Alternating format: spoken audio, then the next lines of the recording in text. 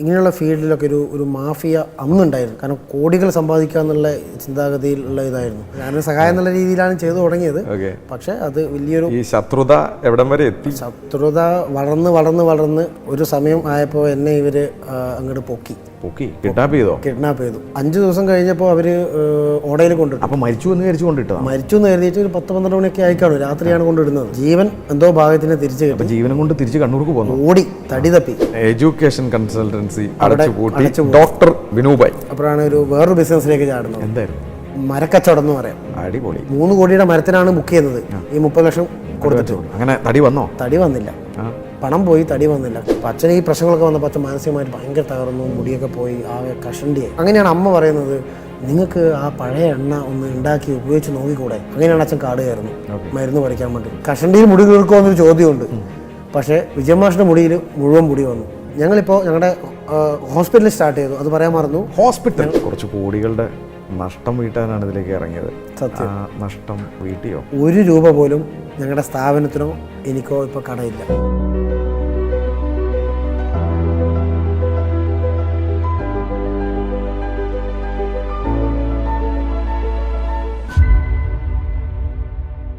Hi, ഞാൻ Shameem Rafeeq, corporate trainer, business coach. സ്പാർക്കുള്ള ഒരു പുതിയ എഡിഷനിലേക്ക് സ്വാഗതം. ജീവിതത്തിൽ നിരവധി തിരിച്ചടികൾ ഉണ്ടായിട്ടുള്ളവരാണ് പിന്നീട് ഒരു ഫിനിക്സ് പക്ഷിയെ പോലെ പറന്ന് ഉയർന്ന് വിജയങ്ങൾ നേടിയിട്ടുള്ളത്. സംരംഭക ലോകത്ത് തിരിച്ചടി ഉണ്ടാവാത്ത ആരാണുള്ളത്? എന്നാൽ മലബാർ മേഖലയിൽ നിന്ന് ജീവിതത്തിൽ ഒരു മനുഷ്യനുണ്ടാവുന്ന ഏറ്റവും വലിയ തിരിച്ചടികൾ, നഷ്ടങ്ങൾ, പല ത്യാഗങ്ങളും സഹിച്ച് ഇന്ന് ഹോട്ട് സീറ്റിൽ സ്പാർക്കുള്ള ഒരു കഥ പറയാനിരിക്കുന്നത് ഡോക്ടർ വിനൂപാണ്. വിനൂപ്, സ്വാഗതം സ്പാർക്കിലേക്ക്. Thank you.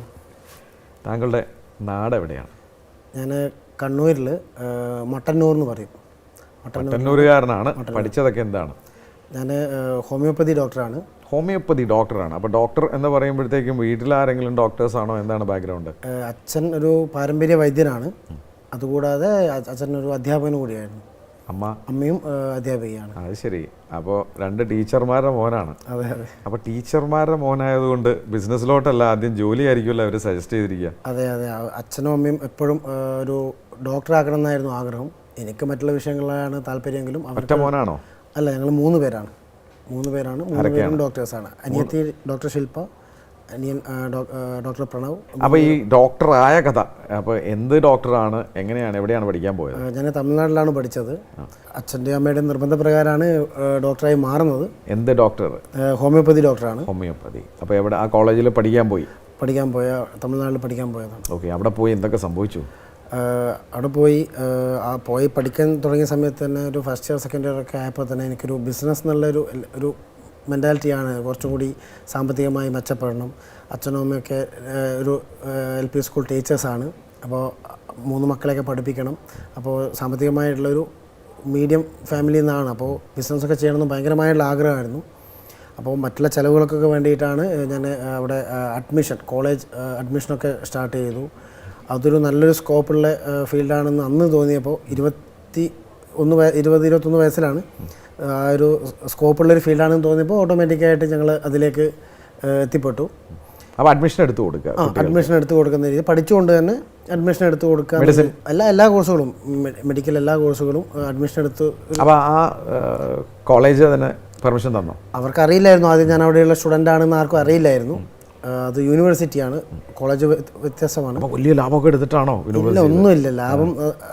അത് തന്നെ എനിക്കതിൽ വലിയ തിരിച്ചടി കിട്ടാൻ കാരണം തന്നെ അതാണ്. ഞാൻ വളരെ തുച്ഛമായ ഒരു ലാഭം എടുത്തിട്ട് എൻ്റെ നിത്യ ചെലവുകൾ കഴിഞ്ഞു പോകാനും കുഴപ്പമില്ലാത്ത രീതിയിൽ ജീവിക്കാനും വേണ്ടിയിട്ടുള്ള ഒരു ഇതിലാണ് ഞാൻ സ്റ്റാർട്ട് ചെയ്തത്. അപ്പോൾ ആൾക്കാർ വരുന്നവർക്ക് ഏറ്റവും കുറഞ്ഞ രീതിയിൽ അഡ്മിഷൻ എടുത്ത് കൊടുക്കുക എന്നൊരു ഇതായിരുന്നു. നമ്മുടെ നാട്ടിലെ ആൾക്കാരൊക്കെ തന്നെയാണ്. നമ്മുടെ കണ്ണൂരും കോഴിക്കോടും കാസർഗോഡൊക്കെ ഉള്ള ആൾക്കാരിലാണ് നമ്മൾ സ്റ്റാർട്ട് തുടങ്ങിയത്. അപ്പോൾ കോളേജിലെ ആരെങ്കിലുമൊക്കെ അത് അംഗീകരിച്ച് തുടങ്ങിയോ? ആദ്യമൊക്കെ ആരും അറിയില്ലായിരുന്നു. ഞാൻ ചെറിയ രീതിയിൽ ഒരു വർഷം 5 അഡ്മിഷൻ 10 അഡ്മിഷനൊക്കെ ചെയ്തു. പിന്നെ ഞാനിങ്ങനെ ഏറ്റവും കുറഞ്ഞ രീതിയിൽ ചെയ്യുന്നു എന്ന് അറിഞ്ഞപ്പോൾ ഒരുപാട് പേര്, കൂടെ പഠിക്കുന്നവരും കോളേജിലുള്ളവരും യൂണിവേഴ്സിറ്റി മുഴുവനായിട്ടുള്ള ആൾക്കാർ എല്ലാവരും കുറച്ചായിട്ട് അഡ്മിഷൻ തരാൻ എന്നെ സമീപിക്കാൻ തുടങ്ങി. അപ്പോൾ ഈ 5ഉം 10ഉം എന്നുള്ളത് 200 300 ആയി നല്ല രീതിയിൽ വളരാൻ തുടങ്ങി. അത് ശരി. അപ്പോൾ കോളേജിന്റെ മേലധികാരികൾ ആരെങ്കിലുമൊക്കെ അവർക്കായിട്ട് നല്ലൊരു ബന്ധമായിരുന്നു ഉണ്ടായിരുന്നത്. പിന്നെ കൂടുതലായിട്ട് ഞാൻ അതിലേക്ക് ഒരു 21-22 വയസ്സൊക്കെ ആയപ്പോൾ കൂടുതലായിട്ട് അതിലേക്ക് നല്ല രീതിയിൽ അപ്പോൾ തിരിച്ചടി എന്ന് പറഞ്ഞു, എന്ത് സംഭവിച്ചു? തിരിച്ചടി എന്ന് പറയുന്നത് ഈ അഡ്മിഷൻ ഇങ്ങനെയുള്ള ഫീൽഡിലൊക്കെ ഒരു മാഫിയ അന്നുണ്ടായിരുന്നു, ഇന്ന് ഇല്ല. അന്നൊക്കെ ഒരു മാഫിയ ഇതിൻ്റെ പുറകിലുണ്ട്.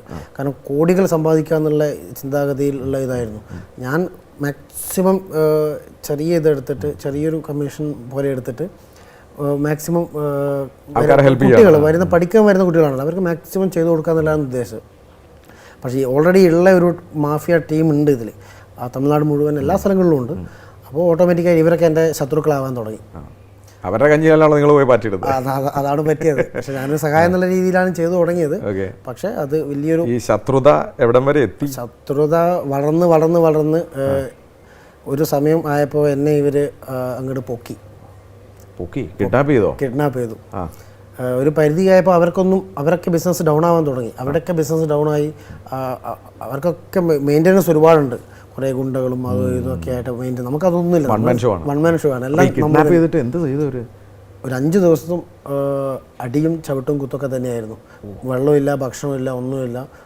ചിലപ്പോൾ ബോധം വരുന്ന സമയത്ത് വീണ്ടും തല്ലും. ആരൊക്കെയോ തല്ലും. അവർ മദ്യപാനവും ഇങ്ങനെയൊക്കെ ആയിട്ടായിരിക്കും ഉണ്ടാവുക. അപ്പോൾ അടിയും കുത്തും നല്ല അടി കിട്ടി. അതിൻ്റെ നടുവേദന ഇപ്പോഴും. അതായത് 5 ദിവസം കഴിഞ്ഞപ്പോൾ അവർ ഓടയിൽ കൊണ്ടിട്ടു. അവിടെയൊക്കെ പണ്ടൊക്കെ അങ്ങനെയായിരുന്നു, തല്ലിക്കൊന്നുകൊണ്ട് ഓടയിലിടും. ഒന്നും നോക്കില്ല, ആരും ചോദിക്കാനുണ്ടാവില്ല. കേസ് ഉണ്ടെങ്കിൽ ഒരു കേസ്, ഏതെങ്കിലും ഒരു ബോഡി കിട്ടി, തീർന്നു. അപ്പോൾ മരിച്ചു എന്ന് കരുതിയിട്ട് ഒരു 10-12 മണിയൊക്കെ ആയിക്കാണു, രാത്രിയാണ് കൊണ്ടിടുന്നത്. അപ്പോൾ ഒരു തട്ടുകടക്കാരനാണ് എൻ്റെ ഒരു ഞരക്കവും സൗണ്ടൊക്കെ കേട്ടിട്ട് കൈ ഇങ്ങനെ കണ്ടു എന്നാണ് പറഞ്ഞത്. ഓടയുടെ മുകളിൽ ഇങ്ങനെ കൈ വെച്ചിട്ട് കണ്ടു എന്നാണ് പറഞ്ഞത്. അപ്പോൾ അയാൾ എന്നെ വലിച്ചു കയറ്റി. ചെളിയും ഒന്നുമില്ല, നമ്മുടെ ഇവിടെയൊക്കെയുള്ള പോലെയുള്ള ഓടകൾ വൃത്തികെട്ട ഓട, ബോധമില്ല. എന്തോ ഒരു ഞരക്കവും സൗണ്ടും കേട്ടിട്ടാണ് അദ്ദേഹം എന്നെ കൈപിടിച്ച് വരുന്നത്. അങ്ങനെ 3-4 ദിവസത്തിന് ശേഷമാണ് എനിക്ക് ബോധം വരുന്നത്. അപ്പോൾ അവിടെയുള്ളൊരു ഹോസ്പിറ്റലായിരുന്നു. അങ്ങനെ ജീവൻ തിരിച്ചു കിട്ടി. ജീവൻ എന്തോ ഭാഗത്തിന് തിരിച്ചു കിട്ടി. ജീവനും കൊണ്ട് തിരിച്ച് കണ്ണൂർക്ക് പോകുന്നു. ഓടി തടി തപ്പി നാട്ടിൽ ബോധം വന്ന് ക്ലിയർ ആയതുകൊണ്ട് അടുത്ത ട്രെയിനിന് നാട്ടിലേക്ക് വന്നു. നാട്ടിലേക്ക് വന്നപ്പോഴേ ഞാൻ ഈ കോളേജുകാരുടെ മുന്നിൽ ഞാൻ കള്ളനായി. ഒരുപാട് പേരുടെ പൈസ എൻ്റെ കയ്യിലുണ്ടായിരുന്നു. അതെവിടെ പോയി? അത് ഇവിടെ വന്ന ആൾക്കാർ കൊണ്ടുപോയി, റൂമിൽ വെച്ചിരിക്കുക. ഈ പൈസയൊക്കെ അവർ കൊണ്ടുപോയി. പൈസ മാത്രമല്ല, അതിന് ബ്രേസ്ലെറ്റ്, TV, റൂമിലുള്ള എല്ലാ ഇതും എല്ലാം അവർ കൊണ്ടുപോയി. കുറേ ചെക്കൊക്കെ. എത്ര മൂല്യങ്ങളുണ്ട്? അന്നത്തെ കണക്കിന് ഒരു 50 ലക്ഷം രൂപയ്ക്ക് മേലെ ക്യാഷ് മാത്രം അന്നുണ്ടായിരുന്നു. കോളേജിലേക്ക് നമ്മൾ കൊടുക്കേണ്ട ഫീസും കാര്യങ്ങളൊക്കെ ആയിരുന്നു. ഇത് പലരായിട്ട് നമ്മുടെ വിശ്വസിച്ച് ഏൽപ്പിച്ച പൈസയാണ്. അങ്ങനെ എല്ലാം കൂടി കുറച്ച് കോടികൾ പോയോ? ചെക്കും കാര്യങ്ങളൊക്കെ ആയിട്ട് ഒരു 1.5 കോടിക്ക് മേലെ നമുക്ക്. 22 വയസ്സിലാണ് ഇത് സംഭവിക്കുന്നത്. 22 വയസ്സിൽ ഈ 1.5 കോടി കാശും പോയി, ആരോഗ്യവും പോയി, പേരും പോയി, കള്ളനുമായി. ഡോക്ടർ ആവാൻ പറ്റിയതും ഇല്ല. നാട്ടിലേക്ക് രക്ഷപ്പെട്ടു വന്നു. പിന്നെ എന്ത് ചെയ്തു? പിന്നെ എന്തൊന്നില്ല, എല്ലാ തൊഴിലും ചെയ്യും. തട്ടിക്കാതെയും വെട്ടിക്കാതെയുള്ള എന്തൊക്കെ ജോലികളൊക്കെ ചെയ്ത് ആ ഒരു 1 വർഷം കൊണ്ട് ഞാൻ എന്ത് ചെയ്തു, ഒരു പരിധി വരെ കടങ്ങളൊക്കെ വീട്ടി. അത്രയും മാത്രം വീട്ടാൻ എന്ത് പണിയാണ് ചെയ്തത്? അത് ചെറിയ സ്ഥലക്കച്ചവടം, ബ്രോക്കർ പണി. നിവൃത്തിയില്ലല്ലോ, വേറെ നിവൃത്തിയില്ല. കാരണം വീട്ടിൽ രാവിലെ നിൽക്കാൻ പറ്റില്ല. വീട്ടിൽ നിന്ന് കഴിഞ്ഞാൽ ഈ പൈസ കൊടുക്കാനുള്ള ആൾക്കാർ വീട്ടിൽ വരും. അത്രയ്ക്ക് പ്രശ്നമായി. ചിലപ്പോൾ അവിടെ നിന്ന് അടിയും കിട്ടും. മറ്റുള്ളവരുടെ പൈസയല്ലേ, മറ്റുള്ളവരുടെ പണമല്ലേ. അവരോട് പറഞ്ഞിട്ട് മനസ്സിലാവില്ല. അവർ മനസ്സിലാവില്ല. ഞാൻ കോളേജിൽ ചോദിക്കുമ്പോൾ ഞാൻ കള്ളനാണ്. അങ്ങനെ കുറച്ചൊക്കെ പൈസ വീട്ടി. പിന്നെയും ജീവിതമാർഗം പിന്നെ വേണ്ടേ? എന്ത് ചെയ്തു? പിന്നെ ജീവിതമാർഗം എന്ന് പറഞ്ഞിട്ട് അവസാനം എനിക്ക് ഒറ്റ തോന്നിയുള്ളൂ. ഞാൻ എന്നെ ഉപദ്രവിച്ച ആൾക്കാരുടെ കാല് പിടിച്ചു. എനിക്കൊന്ന് പഠിക്കണം, ഈ കോഴ്സ് പൂർത്തിയാക്കണം, ഡോക്ടറാവണം. എനിക്ക് ഡോക്ടറാവണം. പിന്നെ വീട്ടിൽ നിന്നും എനിക്ക് ഒരു അച്ഛൻ്റെ ഏറ്റവും വലിയ ആഗ്രഹമാണ്. കാരണം വിജയൻ മാസ്റ്റർ എന്നുള്ള വ്യക്തിയുടെ അധ്യാപകനാണ്. അപ്പോൾ പുള്ളിക്കാരൻ അത്രയും മകനെ ഡോക്ടറാക്കണം എന്നുള്ള അങ്ങനൊരു ആഗ്രഹമുള്ളൊരു വ്യക്തി. അങ്ങനെ ഗുണ്ടകളുടെ കാലിൽ പോയി വീണു. ഇക്കാര്യം എൻ്റെ അച്ഛനും നമുക്ക് ഇപ്പോഴും അറിയില്ല. ഇന്ന് വരുമ്പോഴാണ് ഞാൻ അമ്മയോട് ഈ കാര്യം പറഞ്ഞത്. അപ്പോൾ അമ്മ പറഞ്ഞു, ഇപ്പോഴാണിത് പറയുന്നതല്ലേ, അവർക്കിത് അറിയില്ല. ശരി, തിരിച്ചു പോയി അവരുടെ കാല് പിടിച്ചിട്ട് അവർ സമ്മതിച്ചോ? ഒരു ഒറ്റ കണ്ടീഷൻ, കോളേജിൽ വരിക, റൂമിൽ പോവുക, പഠിക്കുക, പോക്കോളാം. അഡ്മിഷൻ്റെ കാര്യം മിണ്ടി പോയത്. ഇനി ഒരു അഡ്മിഷൻ ചെയ്തു എന്ന് അറിഞ്ഞാൽ തട്ടും, പിന്നെ തട്ടും. ഒറ്റ ഇതില്ല. അപ്പോൾ ഞാൻ ഒളിച്ച് പോവും, കോളേജിൽ പോവും, പഠിക്കും, പ്രിൻസിപ്പാളിൻ്റെ ഒക്കെ കാലൊക്കെ പിടിച്ച് തിരിച്ചു വരും. പുറത്തിറങ്ങിയ ഒരു പരിപാടിയില്ല, എവിടെയില്ല. അങ്ങനെ പാസ്സായി നല്ല രീതിയിൽ, കുഴപ്പമില്ലാത്ത രീതിയിൽ പാസ്സായി നാട്ടിലേക്ക് തിരിച്ചെത്തി. അപ്പോഴും കടങ്ങൾ, ചെറിയ ചെറിയ കടങ്ങളും കാര്യങ്ങളൊക്കെ ഉണ്ട്. നമ്മളെ കൊണ്ട് വീട്ടുകാരൊക്കെ ബുദ്ധിമുട്ടുന്നുണ്ട്. പക്ഷേ എന്നാലും ഞാൻ ഒരു ചെറിയൊരു ക്ലിനിക്ക് സ്റ്റാർട്ട് ചെയ്തു, ഹോമിയോ ക്ലിനിക്. ചെറിയൊരു കുറച്ച് പൈസയൊക്കെ തട്ടിക്കൂട്ടി, കുറച്ച് അച്ഛൻ്റെ കയ്യിൽ നിന്നൊക്കെ വാങ്ങിച്ചു. ഞാനൊരു ചെറിയൊരു ഹോമിയോ ക്ലിനിക്ക് ഇരട്ടി. അങ്ങനെ എഡ്യൂക്കേഷൻ കൺസൾട്ടൻസി അടച്ചുപൂട്ടി ഡോക്ടർ വിനൂഭായ്. ശരി, ഡോക്ടറിന്റെ വിശേഷങ്ങളിലോട്ട് കിടക്കാം. അങ്ങനെ ക്ലിനിക്കൊക്കെ പൂട്ടിയപ്പോൾ ആൾക്കാർ ഓടി വന്നോ, രോഗികളൊക്കെ? ആദ്യം സ്റ്റാർട്ട് ചെയ്ത സമയത്തൊന്നും ആരുമില്ല. കേരളത്തിലെ എല്ലാ ആയുർവേദ ഹോമിയോ ഡോക്ടർമാരുടെ ഒരു അവസ്ഥ ഇതൊക്കെ തന്നെയാണ്. എത്ര നല്ലോണം പഠിച്ചാലും തുടക്കത്തിൽ കിട്ടാൻ ബുദ്ധിമുട്ടാണ്. പിന്നെ എന്ത് ചെയ്തു? ഞാൻ അപ്പോഴാണ് ഒരു വെറുതെ ഇരിക്കുന്ന, ഈച്ചയാട്ടി ഇരിക്കുന്ന സമയത്താണ് ഒരു LIC ഒരു ഏജൻറ് ഉണ്ട്, LIC ഏജൻറ് സുനിൽ എന്ന് പറഞ്ഞിട്ട്. അദ്ദേഹത്തിനെ ഞാൻ കാണുന്നു. അദ്ദേഹം എൻ്റെ കൂടെ വന്നു, പരിചയപ്പെട്ടു. ഭയങ്കര സ്നേഹമാണ്, നല്ല പെരുമാറ്റമൊക്കെ ആയിരുന്നു. അപ്പോൾ പുള്ളിക്കാരൻ ഡോക്ടർ ഇങ്ങനെ വെറുതെ ഇരിക്കുന്നത് എന്താണെന്ന് ചോദിച്ചു. അപ്പോൾ ഇങ്ങനെയൊക്കെയാണ്. അപ്പോൾ പുള്ളിക്കാരൻ പറഞ്ഞു നമുക്ക് എല്ലാ നോട്ടീസും കാര്യങ്ങളൊക്കെ കൊടുത്ത് ഉഷാറാക്കാമെന്ന് പറഞ്ഞു. അങ്ങനെ അവിടെയുള്ള പള്ളികളും അമ്പലങ്ങളും ക്രിസ്ത്യൻ പള്ളി, മുസ്ലിം പള്ളി ഒന്നും നോക്കിയില്ല. എല്ലാ സ്ഥലങ്ങളിലും പോയി വെള്ളിയാഴ്ച ദിവസങ്ങളും അങ്ങനെയുള്ള ഞായറാഴ്ച ദിവസങ്ങളൊക്കെ നോട്ടീസ്, ഞങ്ങളുടെ ട്രീറ്റ്മെൻറ്റ് എന്തൊക്കെയാണെന്നുള്ള നോട്ടീസ് കാര്യങ്ങളൊക്കെ കൊടുത്ത് ഞങ്ങൾ തന്നെ യാത്ര ചെയ്യും. ഞായറാഴ്ച ദിവസങ്ങളിൽ ഞങ്ങൾ തന്നെ യാത്ര ചെയ്ത് എല്ലാ കിട്ടിയോ? നല്ല റിസൾട്ടായിരുന്നു. ഏകദേശം 2 ആഴ്ച കഴിഞ്ഞപ്പോൾ തന്നെ 10 പേഷ്യൻ്റായി, 20 പേഷ്യൻ്റായി, 30 പേഷ്യൻ്റായി. അങ്ങനെ ഒരു മാസം, 1.5 മാസം കഴിയുമ്പോഴേക്ക് ഡെയിലി 100-150 പേഷ്യൻസ്. ഏറ്റവും കൂടുതൽ കാലത്തോട്ട് വൈകിട്ട് വരെ ഇത്രയും രോഗികൾ. രാവിലെ 6:30-6:45 ഞാൻ ക്ലിനിക്കിലെത്തും. രാത്രി ചില സമയങ്ങളിൽ 9:30, 10 മണി, 11 മണിയൊക്കെയാണ് ചില ദിവസങ്ങളിൽ പോകാൻ വേണ്ടി. ഡോക്ടർ വിനു ഫേമസ് ആയെന്ന് മാത്രമല്ല, പക്ഷെ നമ്മൾ കൊടുക്കുന്ന സ്നേഹം, നമ്മൾ പേഷ്യൻസിന് കൊടുക്കുന്ന സ്നേഹം, കെയർ, അവർക്ക് കൊടുക്കുന്ന മെഡിസിൻ ഒക്കെ ഒരു ഘടകമാണ് ഇതിൻ്റെ കൂടെ. അത്രയും ആത്മാർത്ഥമായിരുന്നു നമുക്ക് ആ പേഷ്യൻസിനോടൊക്കെ ഉണ്ടായിരുന്നു. അങ്ങനെ എല്ലാം മികച്ച രീതിയിൽ വീണ്ടും ജീവിതം ഒന്ന് പച്ച പിടിച്ച് തുടങ്ങി. കടങ്ങളൊക്കെ കുറേശ്ശെ ഉണ്ട് അല്ലേ? ആ സമയത്താണ് അപ്പോൾ വിവാഹിതനായി. അപ്പോൾ അത് വിവാഹം കഴിഞ്ഞപ്പോഴത്തേക്കും ക്ലിനിക്കുകളുടെ എണ്ണമൊക്കെ കൂട്ടി. വിവാഹം കഴിഞ്ഞതിന് ശേഷം ഞങ്ങൾ ഒരു 2-3 ക്ലിനിക്ക് ആക്കണം എന്ന് ആഗ്രഹം തോന്നുന്നു. കുറച്ചുകൂടി ഡെവലപ്പ് ചെയ്യണമെന്ന്. കടകളൊക്കെ ഉണ്ടായിരുന്നു, എന്നാൽ പോലും കുറച്ചുകൂടി ഡെവലപ്മെൻറ്റ് വേണമെന്ന് വന്ന് വേറെ 1-2 ക്ലിനിക്ക് തുടങ്ങി. പക്ഷേ അതൊക്കെ വലിയൊരു വിചാരിച്ച രീതിയിൽ ഒരു ഡെവലപ്മെൻ്റ് ഒന്നും ഉണ്ടായിരുന്നില്ല. വലിയൊരു ഡെവലപ്മെൻറ്റ് ഉണ്ടായിരുന്നില്ല. ഈ ഒരു ക്ലിനിക്ക് പോലെ ഡെവലപ്മെൻറ്റ് ഉണ്ടായിരുന്നില്ല. ശ്രദ്ധ പോയി. അപ്പോൾ അതിലൊക്കെ ഒരുപാട്, അപ്പോഴാണ് ഒരു ലോസ് വന്നു തുടങ്ങിയത്. 2 ക്ലിനിക്ക് സ്റ്റാർട്ട് ചെയ്തിട്ട് അത് അവസാനിപ്പിക്കുക എന്ന് പറയുമ്പോൾ തന്നെ ലോസിലേക്ക് വന്നു, നല്ലൊരു ലോസിലേക്ക് വന്നു. അപ്പോൾ ഈ ഉള്ളിലൊരു ബിസിനസ്സുകാരൻ ഉറങ്ങിക്കിടപ്പുണ്ടല്ലോ എപ്പോഴും. പക്ഷേ ഈ ഒരു ഡോക്ടറിലായപ്പോൾ എൻ്റെ ഉള്ളിലത്തെ ബിസിനസ്സുകാരൻ കുറച്ച് കാലത്തേക്ക് അവിടെ ഉറങ്ങിപ്പോയി.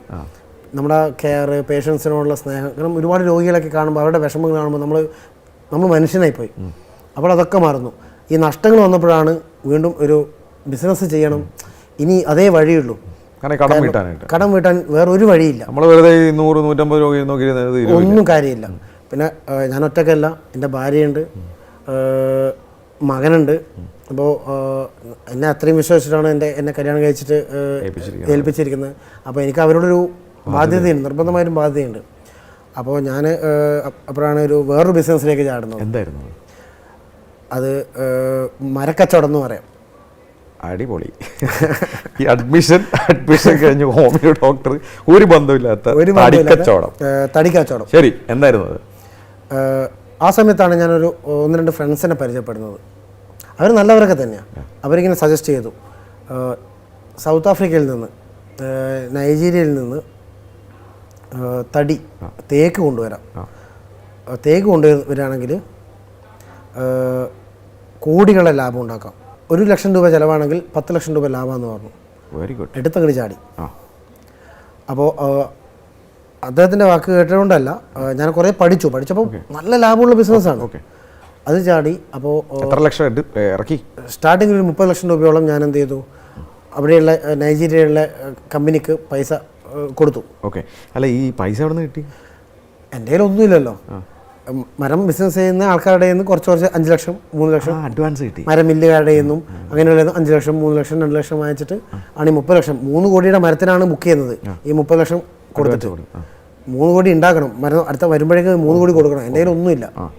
30 ലക്ഷം എന്ത് ധൈര്യത്തിലാണ് കൊടുത്തതെന്ന് അന്നറിയില്ല. അന്ന് ഒറ്റ ചിന്തയേ ഉള്ളൂ, പണം ഉണ്ടാക്കണം, ഈ പ്രശ്നങ്ങൾ തീർക്കണം, കടങ്ങൾ ബാധ്യത വിടണം, ഒറ്റ ചിന്തയേ ഉള്ളൂ. അങ്ങനെ തടി വന്നോ? തടി വന്നില്ല, പണം പോയി, തടി വന്നില്ല. കാരണം എന്ന് വെച്ചാൽ ആ സമയത്ത് ഒരു ഇന്ത്യയും അവരും തമ്മിലുള്ള ഒരു ഇത് പ്രകാരം ഒരു ഫംഗൽ ബാധയൊക്കെ ഉണ്ട്, പ്രശ്നങ്ങളുണ്ട്. മരം ഇന്ത്യയിലേക്ക് കൊണ്ടുവരാൻ പാടില്ല സൗത്ത് ആഫ്രിക്ക എന്നുള്ളൊരു ഇഷ്യൂ വന്നിട്ടുണ്ടായിരുന്നു. അവിടെ ബ്ലോക്കായി പെട്ടു 30 ലക്ഷം. സൗത്ത് ആഫ്രിക്ക എന്ന് പറഞ്ഞാൽ നൈജീരിയ, എവിടെ നിന്നാണ് ഇത് വന്നത്? നൈജീരിയ ഉണ്ട്, ഐവറി കോസ്റ്റുണ്ട്. 3 രാജ്യങ്ങളാണ്. പല സ്ഥലങ്ങളിലും പല മരങ്ങളാണ്. അഡ്വാൻസ് കൊടുത്തത് എവിടെയാണ്? ഞാൻ കൊടുത്തത് നൈജീരിയയിലാണ്. അപ്പോൾ ഇത് അവിടെ നിന്ന് കൊണ്ടുവരാൻ പാടില്ലെന്നായി ആഫ്രിക്കൻ കൺട്രിയിൽ. അപ്പോൾ അവർ പറഞ്ഞു നിങ്ങളുടെ ഗവൺമെൻറ് നിയമം മാറട്ടെ, അപ്പോൾ നമ്മൾ എന്ത് ചെയ്യാം, പൈസ തരാമെന്ന്. ചുരുക്കി പറഞ്ഞാൽ ആ 30 ലക്ഷം പോയി, ആ 30 പോയി. അപ്പോൾ ഈ അഡ്വാൻസ് വാങ്ങിച്ചവരോട് ഇനി എന്ത് പറയും? അതായിരുന്നു എൻ്റെ ചോദ്യം. ആ സമയത്ത് ഒരു നിവൃത്തിയില്ല. അവസാനം ഞാൻ ഒരു സുഹൃത്തിനെ പരിചയപ്പെട്ടു, ഇങ്ങനെ ഇത് പഠിക്കാൻ തുടങ്ങി. ആ സമയത്താണ് കർണാടക ഫോറസ്റ്റിൽ നിന്ന് ഓൺലൈൻ വഴി നമുക്ക് മരം പർച്ചേസ് ചെയ്യാം. കർണാടക ഫോറസ്റ്റ് മുഴുവൻ കറങ്ങാൻ തുടങ്ങി. കാടുകളും അവിടെ ഇവിടെയൊക്കെ എല്ലാ ഷിമോഗ പോലെയുള്ള സ്ഥലങ്ങളും അങ്ങനെയുള്ള എല്ലാ സ്ഥലങ്ങളും ക്ലിനിക്കൊക്കെ നിർത്തി ഇപ്പോൾ തടിയുടെ പുറകിലായി. കാരണം കടങ്ങൾ വീട്ടുണ്ടേ, കടങ്ങൾ വീട്ടണം, പ്രശ്നങ്ങൾ ബാധ്യത വീട്ടണം, തടിയുടെ പുറകിലായി. അപ്പോൾ ക്ലിനിക്ക് ഡോക്ടർ ഇല്ലാത്തതുകൊണ്ട് ആഴ്ച 2 ദിവസമൊക്കെ ഇരിക്കാൻ ആയി തുടങ്ങി. അപ്പോൾ എന്തായി, പേഷ്യൻസ് ഞാൻ ഡോക്ടർ ഇപ്പം പണ്ടത്തെ പോലെ ഒന്നും ഇരിക്കുന്നില്ല എന്ന് പറയാൻ തുടങ്ങി. പേഷ്യൻസും കുറയാൻ തുടങ്ങി. മര ബിസിനസ്സാണെങ്കിൽ വഴിമുട്ടി നിൽക്കുകയാണ്. അപ്പോൾ കുറച്ചുകൂടി പൈസ അവിടുന്ന് ഇവിടുന്നൊക്കെ വാങ്ങിച്ചിട്ട് ഏകദേശം 1 കോടി രൂപയ്ക്ക് അടുത്ത് വാങ്ങിച്ചിട്ട് എന്ത് ചെയ്തു, അവിടുന്ന് ഇവിടുന്നൊക്കെ മില്ലുകാരൊക്കെ വാങ്ങിച്ചിട്ട് ഈ കർണാടക ഫോറസ്റ്റിൽ നിന്ന് ലേലത്തിന് മരം എടുത്തു. ഓൺലൈൻ ലേലത്തിന് മരം കിട്ടി, മരം കിട്ടി. ഇവർക്കൊക്കെ മരം കൊടുത്തു. Very good. പക്ഷേ വേറൊരു പ്രശ്നമുണ്ട്. എല്ലാവരും പറയാൻ പറ്റില്ല. ഒരു 60% ആൾക്കാരും പൈസ തരുന്നില്ല. ഈ അഡ്വാൻസ് തന്ന പൈസ മാത്രമേ ഉള്ളൂ. ബാക്കി പൈസക്ക് പോയപ്പോൾ നാളെ വാ മറ്റന്നാൾ വാ, ഇവിടെ മുതലാളി ഇല്ല. ഇത് തന്നെ അവസ്ഥ. 5 ലക്ഷം തരാനുള്ള ആൾ 5000, 10,000, 20,000 വീണ്ടും കുടുങ്ങി. അപ്പോൾ അടുത്ത നഷ്ടമായി. നഷ്ടം എന്ന് പറഞ്ഞാൽ അത് വലിയ നഷ്ടമല്ല, ഭയങ്കര നഷ്ടമാണ്. കാരണം വെച്ചാൽ ഓരോ പ്രശ്നങ്ങൾ തീർന്ന് വരുമ്പോഴേക്ക് അടുത്ത വലിയ പറഞ്ഞ പോലെ വലിയ കുഴിയിലാണ് പോയി ചാടി. അപ്പോൾ ഇവിടെ ഈ തടിക്കച്ചവടക്കാർ തൊട്ടടുത്തുള്ള ആൾക്കാരാണോ? അല്ല, 3 ജില്ലകളുണ്ട്, കണ്ണൂർ, കോഴിക്കോട്.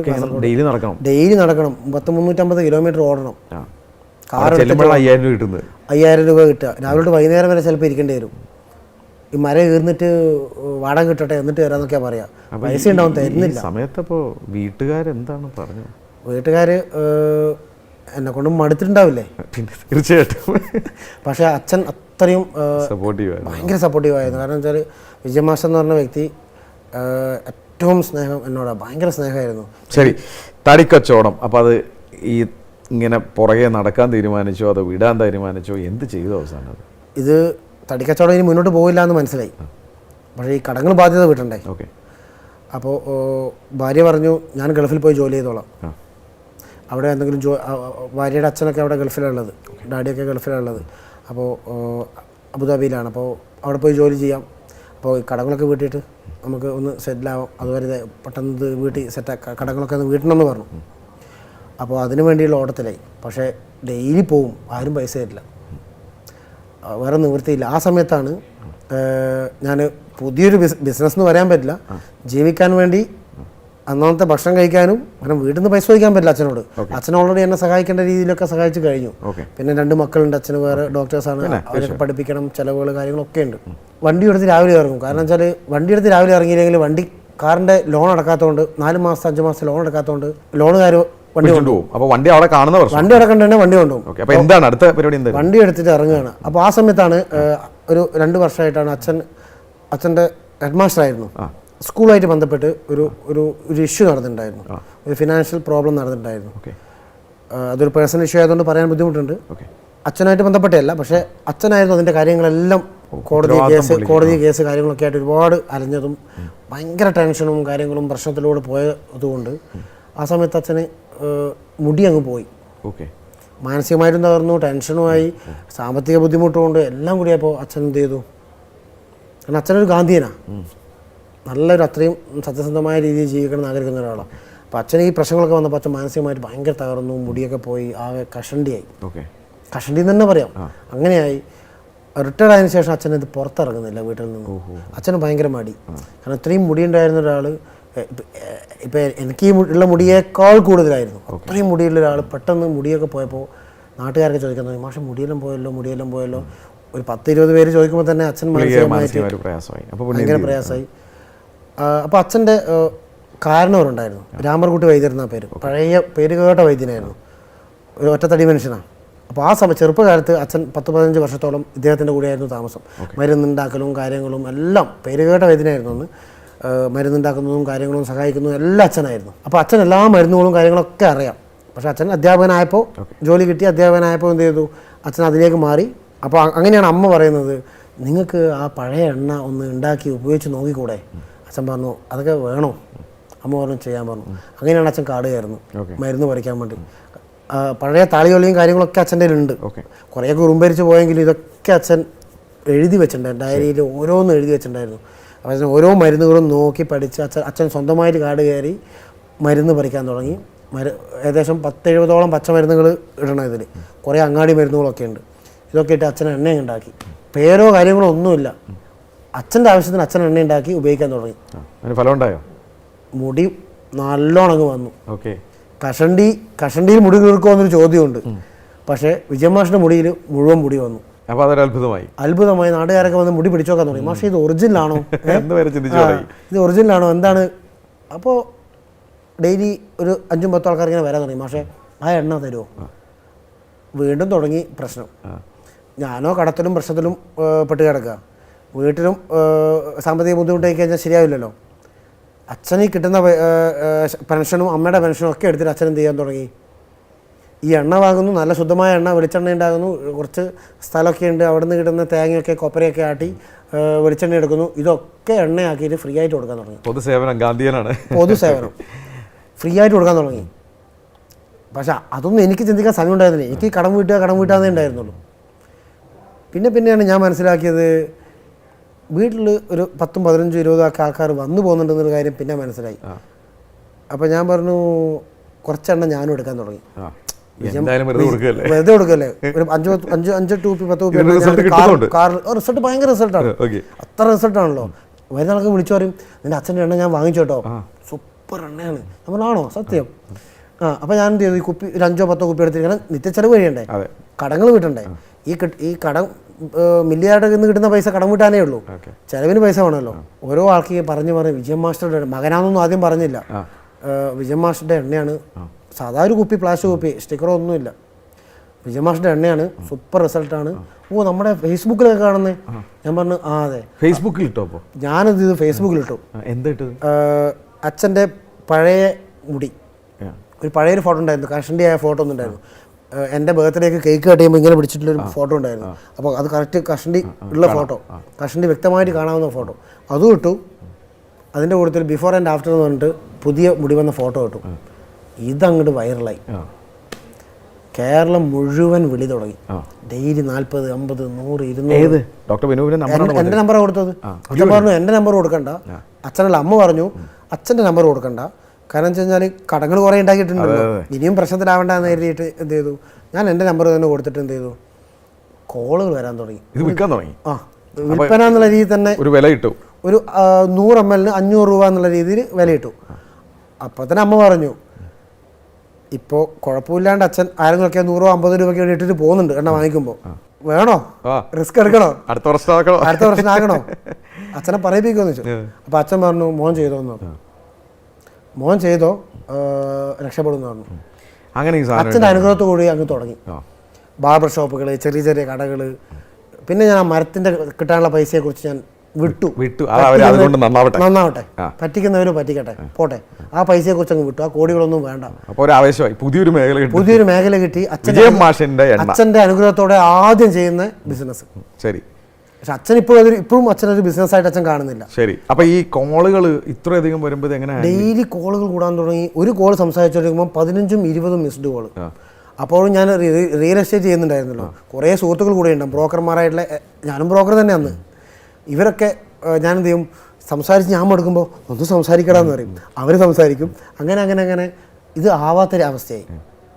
അപ്പോൾ ഞാൻ എന്ത് ചെയ്തു, ഒരു 5 സ്റ്റാഫിനെ വെച്ചിട്ട് ഒരു IVR സിസ്റ്റത്തിലൂടെ കോൾ ഡൈവേർട്ടായിട്ട് പോകുന്ന രീതിയിലേക്ക് ഒരൊറ്റ നമ്പർ വെക്കും, സിസ്റ്റത്തിലൂടെ പോകുന്ന രീതിയിൽ ഒരെണ്ണം എടുത്തില്ലേ മറ്റേലോട്ട് പോവും. അപ്പോൾ അതിന് ആളെ വെച്ചു, 5 അത് ആളെ വെച്ചു, 5, 10, 20, 30, 40 അതിന് മുകളിലേക്ക് പോകാൻ തുടങ്ങി. ബിസിനസ്സായി. Very good. അതൊരു ബിസിനസ്സായി, പക്ക ബിസിനസ് എന്നുള്ള രീതിയിലേക്ക് പോയി. ആ സമയത്തും ഞാൻ തന്നെ കൊറിയർ പാക്ക് ചെയ്യും. അപ്പോൾ കൊറിയർ ചെയ്യാൻ തുടങ്ങി. കാരണം ദൂരെയുള്ള ആൾക്കാർ അറിയാൻ തുടങ്ങി, കേരളം മുഴുവൻ അറിയാൻ തുടങ്ങി, ഇന്ത്യയിലുള്ള ലോകത്തുള്ള എല്ലാ മലയാളികളും ഫേസ്ബുക്കാണല്ലോ എല്ലായിടത്തും കാണും. ഫേസ്ബുക്കാണല്ലോ, ഗൾഫിലുള്ളവരും എല്ലാ പല GCC കൺട്രീസ് ഒക്കെ കാണാൻ തുടങ്ങി, വിളികൾ തുടങ്ങി. അങ്ങനെ കച്ചവടം കുഴു കൊടുത്തു എന്ന് തന്നെ പറയാം. ഓക്കെ. അപ്പോൾ ഈ സാധനം ഉണ്ടാക്കുന്നത് അച്ഛൻ തന്നെയാണ്? അച്ഛൻ തന്നെ. അപ്പോൾ അതിന് റിക്വയർമെന്റ് കൂടിയപ്പോൾ എന്ത് ചെയ്യും? റിക്വയർമെന്റ് കൂടിയപ്പോൾ അച്ഛൻ ഇത് ആവുന്നില്ല. അച്ഛൻ ഒരാൾ പോയിട്ട് മരുന്ന് പറിക്കലൊന്നും നടക്കില്ല.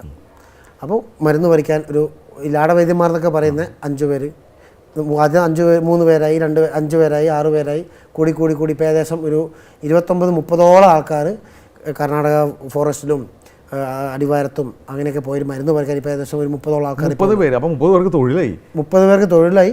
അവരൊരു ഫാക്ടറി ആയോ? ഫാക്ടറി സ്റ്റാർട്ട് ചെയ്തു. Very good. അവിടുന്ന് മരുന്നുണ്ടാക്കാൻ തുടങ്ങി. ഇപ്പോൾ എല്ലാവരും കൂടി ചേർന്ന് എത്ര പേരായി? ഏകദേശം ഇപ്പോൾ ഫാക്ടറിയൊക്കെ ആയ സമയത്ത് ഒരു 75 പേരോളായി. 75 പേര്. അപ്പോൾ ഇതിന് എന്താണ് പേരെന്താണ്? അന്നും വിജയൻ മാസ്റ്റർ ഹെയർ ഓയിൽ തന്നെ.